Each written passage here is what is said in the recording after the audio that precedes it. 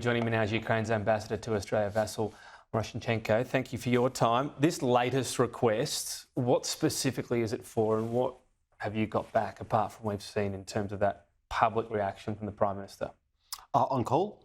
On coal, sorry, yes. Yes.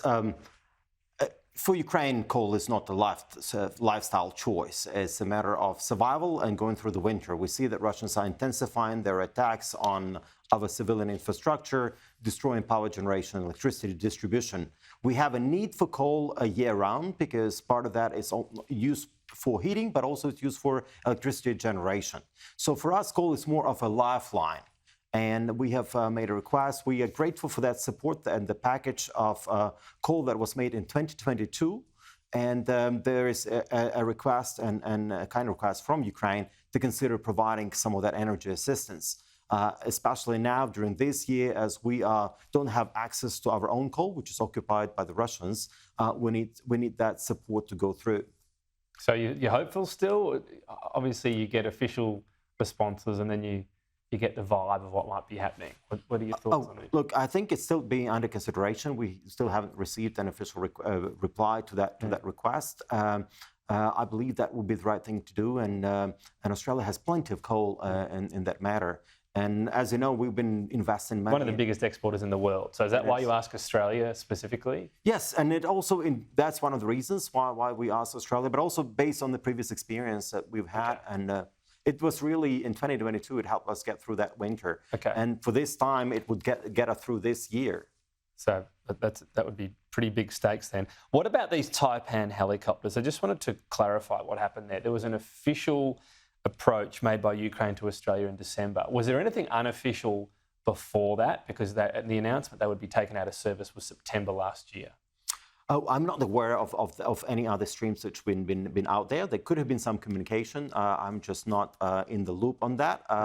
I started communication when I received the copy of the letter, which I have immediately transferred to the Defense Department. Which was in December, to clarify. Right, at the end of December, yes. Okay. Look, I think it's an opportunity lost, but it's the decision of the Australian government, and it's a matter for the Australian government. We are deeply grateful for the assistance, military assistance, which has been provided in the past, and let's just make sure it doesn't happen in the future. In terms of if there's any surplus equipment, we'll be happy to take it because when you say what not happen in the future, this is what I think it's important to clarify, because the Australian government, through the Minister, Defence Industry Minister Pat Conroy, said the decision was made in September, and then they scoured the world for anyone that would want to buy these helicopters. Was Ukraine approached in any way about either buying or taking the helicopters from that time, from September? Was any approach made to Ukraine?